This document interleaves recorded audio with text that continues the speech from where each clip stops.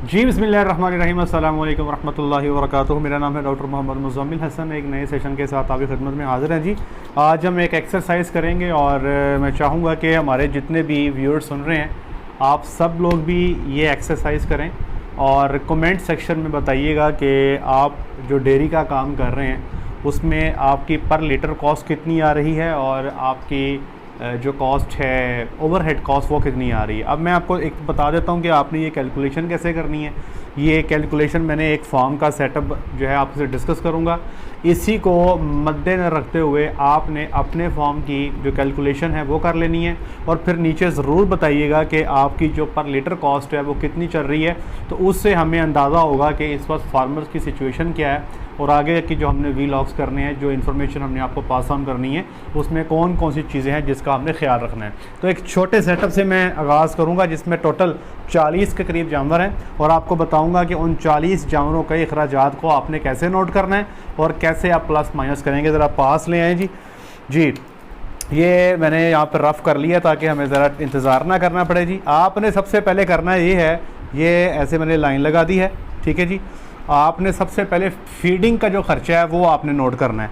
सबसे पहले जी मिल्किंग या जो चुवाई वाला माल है उसका आपने फीडिंग का ख़र्चा लिखना है। मेरे पास चूँकि इस फार्म पे 25 जानवर मौजूद हैं, ये 25 के 25 अमेरिकन हैं और ये 25 के 25 जानवर दूध दे रहे हैं। तो इन जानवरों को जो हम खुराक की मद में दे रहे हैं वो मैं आपके साथ यहाँ पे डिस्कस कर देता हूँ।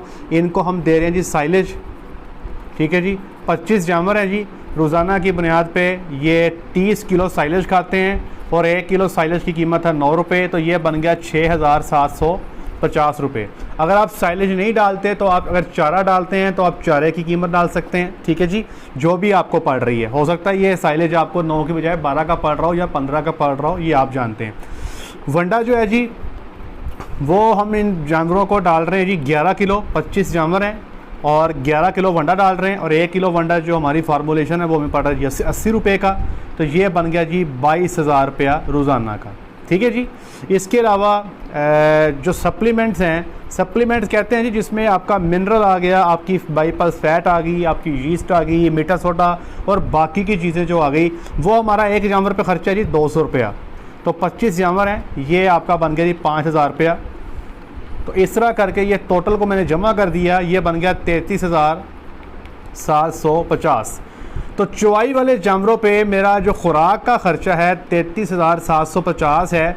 इन जानवरों की जो एवरेज है दूध की 30 लीटर की है और एक दिन का जो फीड का ख़र्चा है वो 1350 पर हेड पर डे बन गया। ये मैंने आपको वैसे ही बताया। अच्छा, अब आगे चलते हैं जी। अच्छा जी, ये तो हो गया जी चुवाई वाला माल। अब आपने चलना जी, अब यहाँ पे लगाएं लाइन, आगे चलें जी नॉन मिल्किंग। वो फार्म पे जानवर जो चुवाई का हिस्सा नहीं है, वो चाहे छोटे हैं वो चाहे बड़े हैं, उनका हमने हिसाब लगाना है। हमारे पास जिस सेटअप की मैं बात कर रहा हूँ, यहाँ पे 5 जानवर ऐसे हैं जो कि ड्राई प्रेगनेंट हैं, जिनको मैं लिख देता हूँ खुश्क गब्बन। ये 5 जानवर हैं जी जो खुश्क गबन है। इन 5 जानवरों को रोज़ाना का 20 किलो साइलेज डाला जाता है 9 रुपये के हिसाब से, ये बन गया 900 रुपया। इन 5 जानवरों को रोज़ाना 3 किलो वंडा डाला जाता है और इनका वंडा 70 रुपये का है जी, ये बन गया 1,050 रुपया। और इनको 1.5 किलो तूड़ी डाली जाती है और ये 14 रुपये की तूड़ी पड़ रही है जी और ये बन गया 105 रुपया। ये 5 जानवर हैं जो खुश्क गबन हैं। इसके अलावा हमारे पास 5 वच्छियाँ हैं जी जिनकी उम्र जो है तकरीबन 8-9 माह के करीब है। उन वच्छियों को, उन 5 वच्छियों को रोज़ाना की बुनियाद पे 10 किलो सैलेड डल रहा है 9 रुपये के हिसाब से, ये बन गया 450 रुपये। उन वच्छियों को रोज़ाना की बुनियाद पे 2.5 किलो वंडा पड़ रहा है 70 रुपये के हिसाब से, तो ये बन गया 875।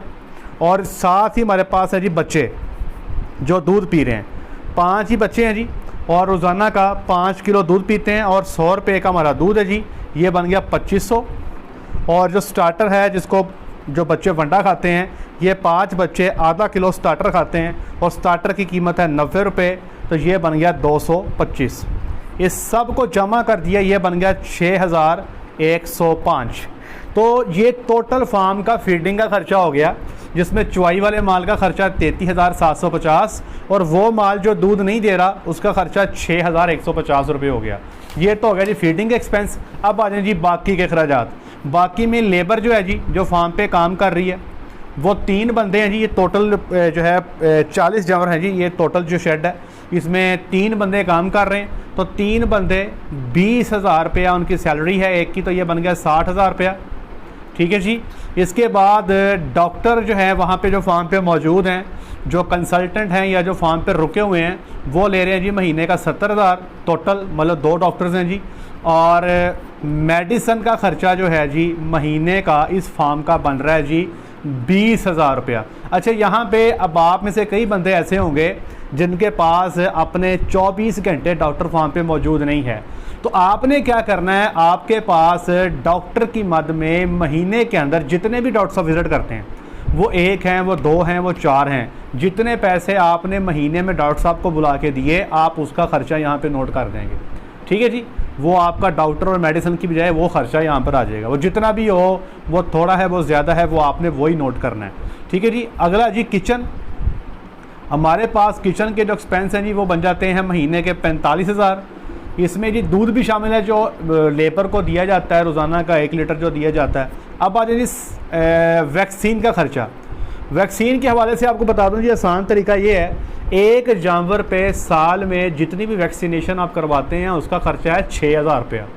अब ये तकरीबन 2500, ये 15-40 जानवर हैं, एक जानवर पे 6,000, तो 40 को 6,000 से ज़रब दें, ये 2,40,000 बन गया।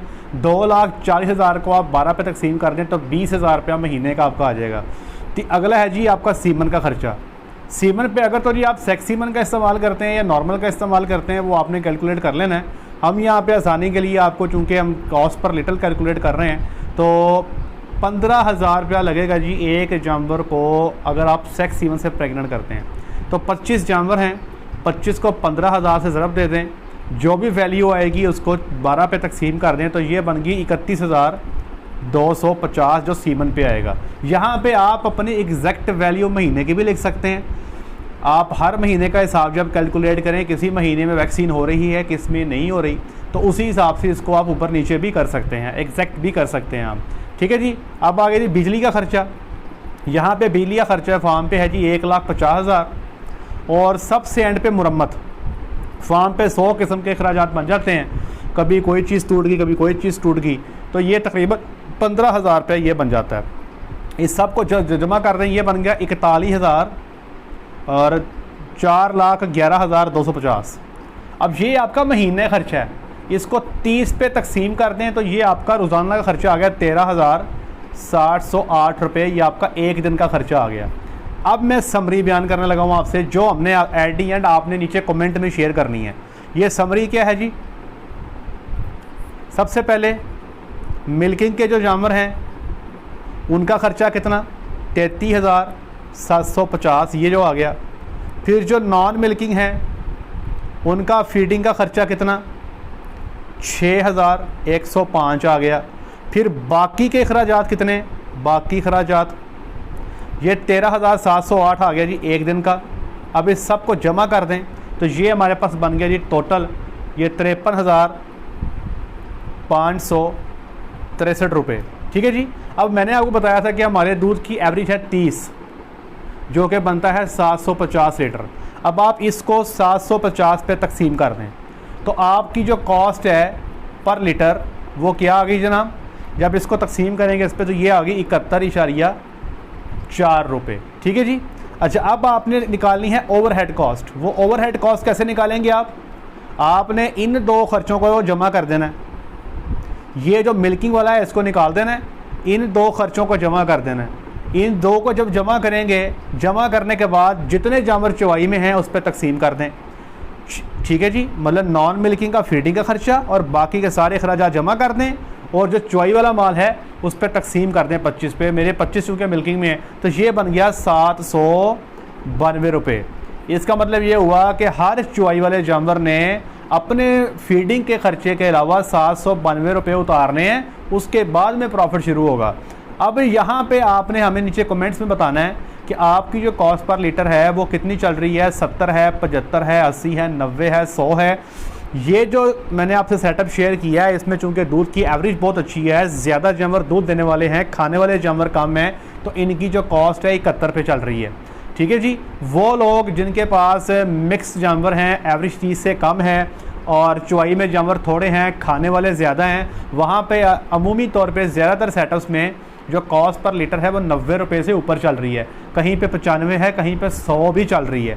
ठीक है जी। तो इस सब को आपने कैलकुलेट करना है और नीचे कमेंट सेक्शन में बताना है कि आपकी इस वक्त जो कॉस्ट पर लीटर है वो कितनी चल रही है और आपके इस वक्त ओवरहेड कॉस्ट है वो कितनी चल रही है, ताकि हमें अंदाज़ा हो सके कि इस वक्त हमारा डेयरी फार्मर जो है वो डेयरी की जब हम बात करते हैं तो ओवरऑल एक फ़िगर हमारे पास आ जाएगी। अपने इलाके का नाम भी जो है साथ लाजमी मेंशन कर दीजिएगा, अपना नाम मेंशन कर दें, फार्म का नाम चाहें तो मेंशन कर दें, इलाके का नाम मेंशन कर दें।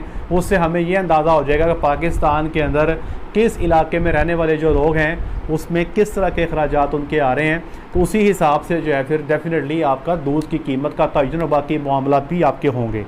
ये एक मैंने सैंपल आपके सामने रख दी है, इसमें बस आपने अपने फार्म के हिसाब से कीमतें पुट करनी है। इसमें एक चीज़ मैं आपसे और जिक्र करूँगा, ये जो बाकी के अखराजात हैं इसमें एक चीज़ का ख़र्चा मैंने अभी ऐड नहीं किया, वो है जी रेंट का। अब भाई कई सारे फार्मर हमारे ऐसे जिनका रेंट का शेड है वो उसका किराया देते हैं। अगर आपका रेंट का शेड है तो आप किराया बीच में डाल दें। बाद लोग ये भी करते हैं कि उनका शेड तो रेंट का नहीं होता लेकिन वो उसका किराया बीच में फिजिबिलिटी में डालते हैं, ये आपका अपना फैसला है।